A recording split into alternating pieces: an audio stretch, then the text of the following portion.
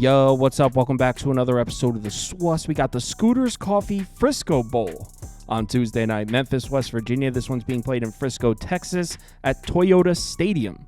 Let's do it. Welcome to the SWUS.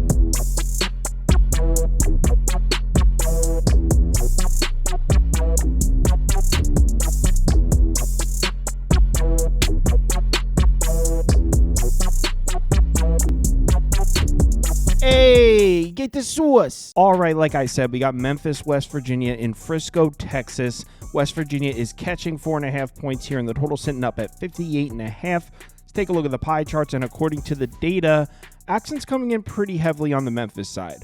Over 85% of the tickets, over 90% of the money. As I always say, take this data with a grain of salt. So let's get into this matchup, and we'll start with the Memphis offense against the West Virginia defense. And this should be a good matchup for Memphis offensively. West Virginia hasn't been able to stop opposing quarterbacks all season. This is a terrible pass defense. They're actually 130th in the country in yards per pass attempt allowed, 127th in success rate per dropback, 125th in effective pass. Matched up against a Memphis offense that has definitely had its problems. I mean, specifically in the beginning of the year, they got off to a really slow start. They finished the season just 83rd in yards per pass attempt, 71st in success rate per dropback, but this is a pass-first offense all the way. They also run a really fast pace. 6th in pace, 30th in passing frequency, and like I said, they got off to kind of a slow start. Through their first 6 games, just a 39.1% success rate per dropback, 6.7 yards per pass attempt. In their last 6 games, that's where we saw Seth Hennigan in the passing attack kind of getting it together. Success rate up close to 44% per dropback, 7.5 yards per pass attempt, over 276 passing yards per game. And like I said, this West Virginia pass defense, it was bad to start the year. It might have even been worse in the second half of the season.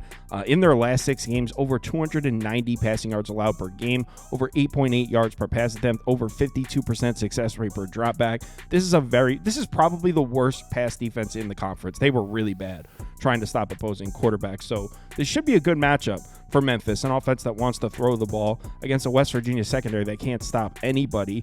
Also, Seth Hennigan should have plenty of time to throw in the pocket here. Memphis offensive line, 27th in pressure rate allowed, 31st in sack rate allowed, 6th in pass blocking grade. West Virginia's defensive front, 110th in pass rush grade. They are 35th in pressure rate, so creating some pressure here and there, but as a whole, this isn't really a great pass rush. And Seth Hennigan from a clean pocket, I mean, pretty much A's across the board here on the left side of this graphic. C+ in yards per pass attempt, maybe not a ton of downfield throws, but completion percentage looks good, passer rating looks good, and that's important. If you look at this here, West Virginia runs a lot of zone coverage. They're 9th in the country in zone coverage frequency, and they're pretty terrible at it. Seth Hennigan against zone coverage, 19th in the country in completion percentage, 25th in passer rating. So those underneath throws should be there for Seth Hennigan. All game should have no problem moving the chains through the air in this one. As far as key opt-outs, Memphis is missing their 3rd wide receiver. So they are missing a receiver, but West Virginia is missing their main inside linebacker. He's the 2nd leading tackler on the team. So opt-outs hurt the West Virginia defense more so than the Memphis offense. Not that I think Memphis is going to be able to run the ball, but Seth Hennigan dropping back to pass should be able to move the chains pretty consistently here. So it should be a good matchup for Memphis offensively on paper. And it's in Frisco, Texas. Weather's supposed to be fine. Should have no problems throwing the ball in this game. Now, on the other side of the ball, this is where there are more question marks. You got the West Virginia offense against the Memphis defense. Now, West Virginia is an offense that wants to run the ball, and they're pretty good at it. They're 56th in yards per carry, 77th in success rate per rush. Now, the Memphis defense, they've been pretty strong against the run, 35th and 32nd. The thing is, the strength of schedules here are not comparable. I mean, West Virginia is playing a Big 12 schedule. Memphis is playing an AAC schedule. You can't even compare the opponents they've seen. In fact, we've seen Memphis get run all over by the likes of Navy. Navy ran the ball all over Memphis. So when you're looking at graphics like this, it may look like West Virginia's offensive line can't generate push against the Memphis defensive front. I wouldn't say that's accurate. Memphis played a much easier schedule than West Virginia. The strength of the Memphis defense is stopping the run, but West Virginia is on a little bit of a different level, so they should be able to run the ball in Memphis if they want to, or if their offense has their shit together, which is a big if. And also, I don't want to take credit away from Memphis because what they did against Tulane was really impressive in the last game of the season in Week 14. Held Tulane to just 3.17 yards per carry, just 57 rushing yards in the game. They kind of abandoned the run. That game was crazy, start to finish. Memphis beat the shit out of them. But yeah, it is the strength of the defense, but I don't think they could stop West Virginia from running the ball. My question with the West Virginia offense is more just overall uncertainty. Remember, Neil Brown got fired, so Neil Brown is not going to be coaching this game. Chad Scott takes over as interim head coach. He's the OC, so theoretically the offense should still be the same, but losing the head coach 2 weeks before the game is definitely a little weird. I don't even think they know who the coach is going to be next year. Not to mention, there's a lot of potential opt-outs here. This is from Action Network.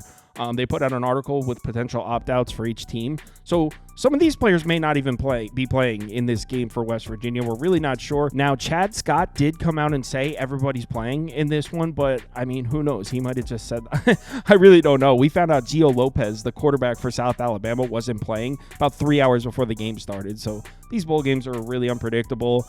He says everyone's playing. If everyone plays, West Virginia should be able to move the ball on Memphis, but I don't see how they make stops against Seth Hennigan and the Memphis passing attack. So as far as placing a bet, the angle I feel most comfortable with is the Memphis offense against the West Virginia defense. Both of these teams run pretty fast paces, so there should be a lot of possession, should be a lot of points. We're talking about 58.5 point total. So Memphis to get up and over 31.5.